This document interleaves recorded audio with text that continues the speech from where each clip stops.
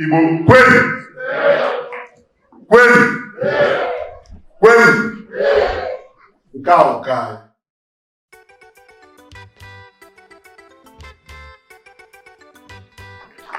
Thank you very much.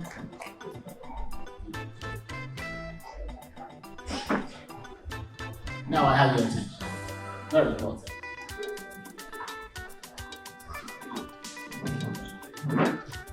I'll start by making a few statements and then in a few hours, 6 years ago, I was lowering my dad into a grave. And it was a few years away from 100. On the 30th of November, which is today, 6 years ago. And a few weeks after that, I arrived in Oakland. And I called the traditional ruler of my hometown and I said, thank you for your support. And he made a statement.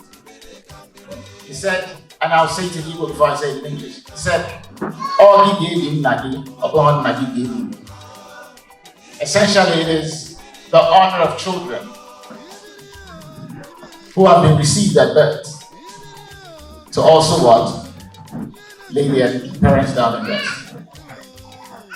And if you're privileged to have your mother or father here, that's the biggest privilege you can ever have. Biggest privilege.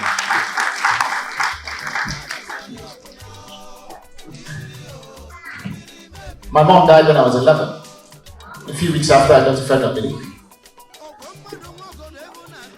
So if you're privileged to have your mother and father here, forget about the stories you want to talk about, the things you felt you should have had, you never had. And if they're in this room, just tell them, thank you for being there for me. I want to take this time to recognize, that's my daughter, that's my daughter. I happen to have cut the umbilical cord mentioned before. A privilege. I have the singular honor of recognizing a woman who has done so much. Who is skinny, went to Nigeria, lived in Igbo land, dressed like an Igbo woman, whose sons speak Igbo better than some people here. I know you're smiling at me. I want you to join me as I welcome Elizabeth Isichei on stage. She's a distinguished scholar of Igbo and African history.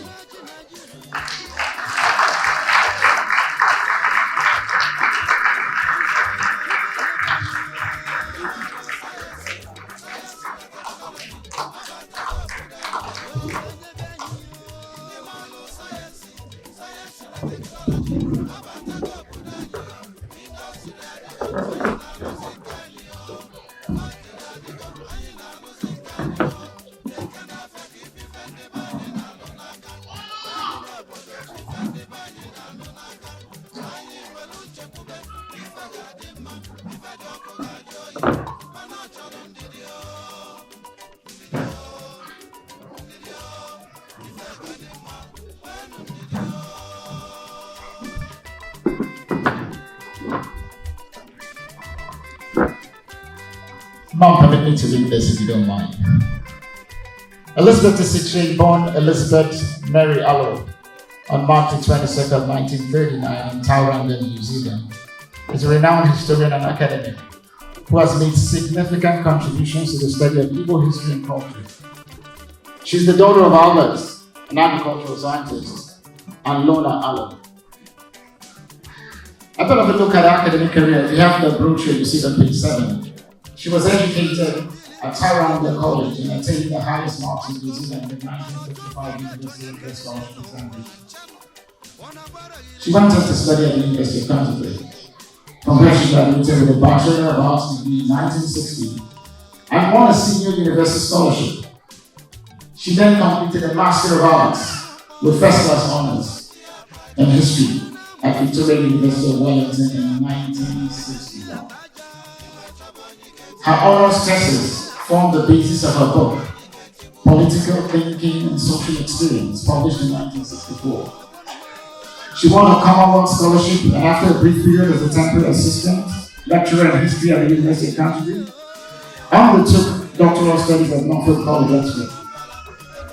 Her DPhil thesis, completed in 1967, was titled Papers and Society in Victorian England. At Oxford, Ella met Peter Isichei, a chemical pathologist. The couple became engaged in 1963 and married on 23rd July 1964, going on to have 5 children, the oldest of whom sitting right behind mom. Elizabeth Isichei was a professor in the Department of History at the University of Jos in Nigeria from 1976 and was general editor of Jos Oral History and Literature Text. She had said that having both a family and a career would not have been possible if my husband had not gone to any lengths to help and encourage me. So if you have a supportive husband, you should do well to appreciate them. I guess my wife is listening. She was a visiting fellow in 1984, and in 1992 was appointed a professor of religious studies at the University of Otago. On her retirement from Otago in 2005, she was accorded the title of Professor Emeritus. Her works and books are centered on Christianity in Africa and the history of Nigeria, particularly the Igbo people, including a biography of Michael Tansey, and the books are here on display. The first Nigerian Tapist monk. She also wrote on contemporary developments in New Zealand Catholicism and on religious meanings of Colin McCahan's art. In 1992, Elizabeth was awarded a Doctor of Letters degree by the University of Canterbury. She was elected a Fellow of the Royal Society of New Zealand in 1997. About the highest honor you get in that. But no longer holds that fellowship because he retired. In poetry, before going to Oxford in 1962, Prof. Isichei established a reputation as a poet with her work appearing in publications including the Listener Landfall, Comment, and the Poetry Gable. She returned to poetry in the 1990s and appointed to publish in the Listener Winter Spin and various anthologies, as well as her unpublished collections, a number of which I have on display here.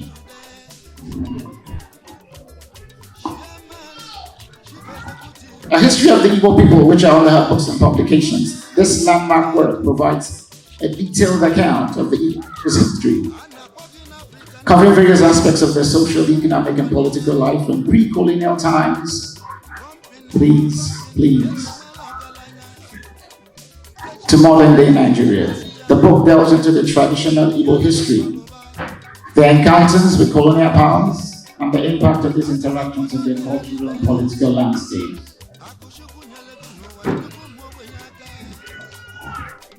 The Igbo people and the Europeans, the genesis of a relationship to 1906. In this book, Isichei examines the early interactions between the Igbo people and European traders, missionaries, and colonial administrators. It provides an in-depth analysis of how these encounters influence Igbo society and culture. Igbo Walls, an anthropology of oral histories and historical descriptions. A pioneering attempt to share historical data, especially oral traditions. And if you understand the African culture, it suffers from oral traditions not being written. Her research on African Christianity. She's written extensively on the interaction between Christianity and African traditional religions. Her works explore how Christianity was adopted and adapted by various African societies, with a particular focus on the Igbo people. A history of Christianity in Africa from antiquity to the present. This comprehensive history traces the development and spread of Christianity across the African continent.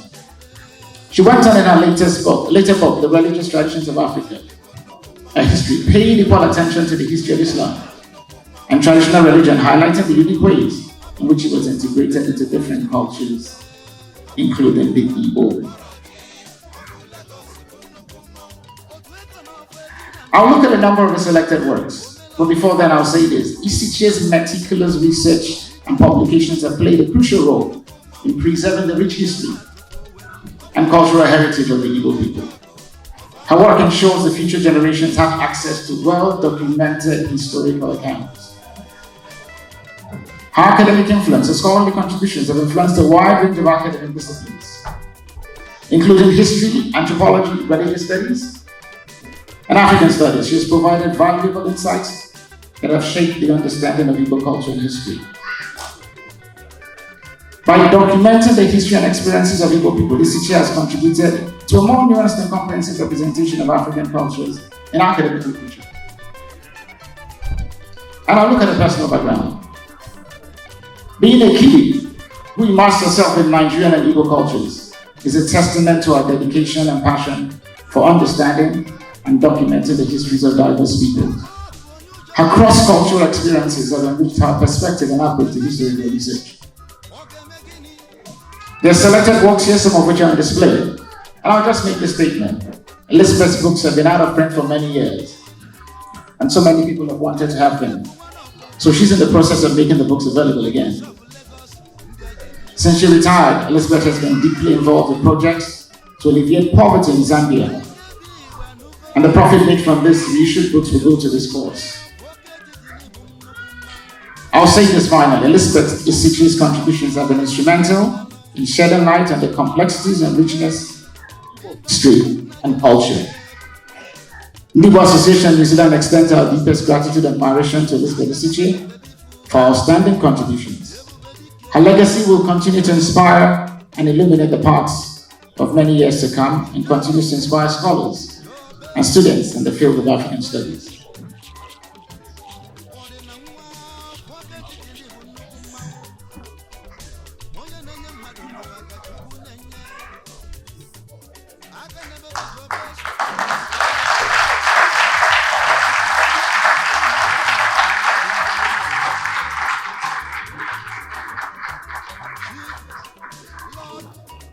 Thank you, Ollie, and thank you, everybody.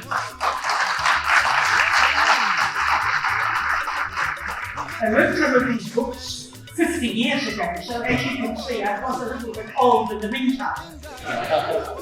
But it's a great privilege to be here with you all tonight. You're all Igbo families who make your home in New Zealand, and I'm a Kiwi who for a very long time has made my home in Igbo land. Until I met my late husband and we got married, I knew nothing about Nigeria, I knew nothing about Igbo culture. But we all have our different gifts which we bring to the society we live in. And since I was an academic historian, it was my gift as a historian that I was able to bring to my husband's people. And I look back on not only myself, but also the students I gathered. One of my students got a PhD and became a professor at Yale. It wasn't just me, it was my students, people I worked with. But I looked back on that with a great sense of privilege and joy. And I thank you for coming here this evening. May God bless you all.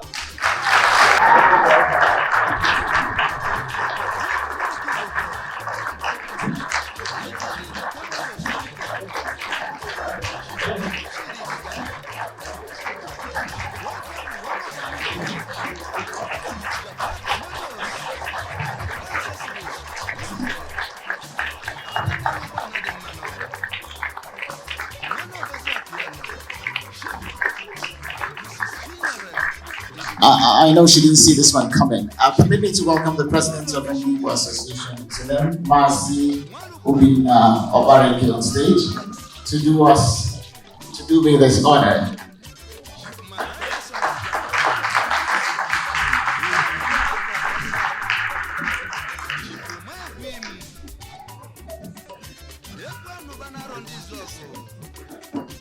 That's our president.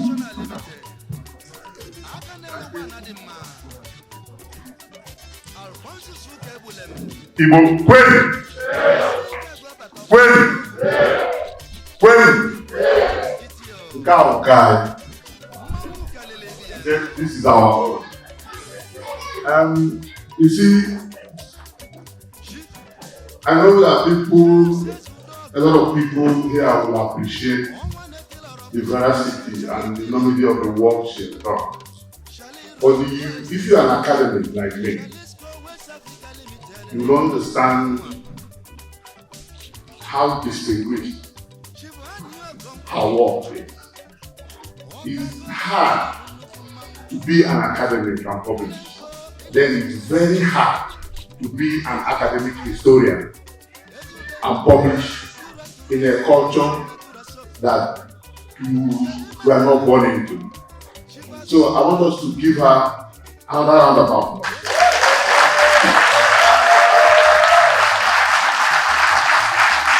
So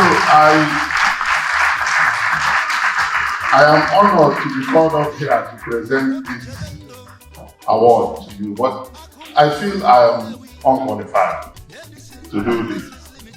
You know, but I will still do it anyway. So, Professor, this is Isichei. Ndi Igbo New Zealand today recognizes what is done from Igbo people and the veracity of your work and how you've reached the world with the stories that you've had in Igbo land and the things that you saw. We also appreciate the students you taught at the University of Jos and how you've grown our culture and how you've educated our people. Thank you very much. We present you this award.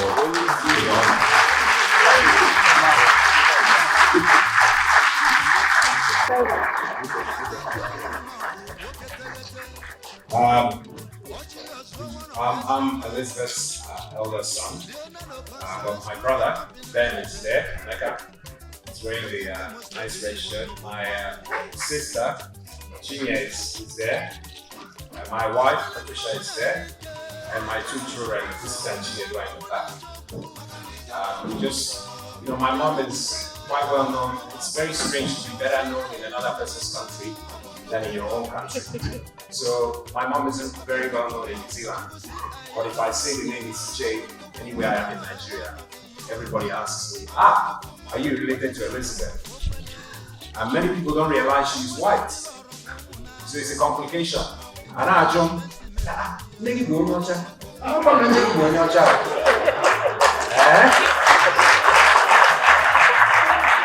Goodbye. I'm not when you get what people ask. You got okay, I know it's fast as I can. I'm trying to and I'll be get on your channel about you got just a good year. My baby on your chat, people get to live. I never have an answer. I say to you, unafuja ukanyao na eva imande bani na tu na sinagari kwanje kalanka ile neze okono sikanso ban na jo agari kwanje kana ile sina japo ndo anya ya obananye obro delife kono metata maslo na so obro delife kono metata anye kene ono niile nugo dawo so she used to drive, so there are younger people who are here. There are younger people here. My mom used to drive from Enugu to Nsukka on her own. There are very few people as well that leave during a civil war to go back home. They went home, my mom and dad went home in 1971, 72. Once the Civil War finished. So to give you some context, that's like you planning now to leave New Zealand and go back to Afghanistan or to go back to it doesn't make sense. How do I find out? So I think that it really means a lot to her. It means a lot to all of us today that you guys have supported us like this. As a family, we just want to thank you. That was all. I appreciate it.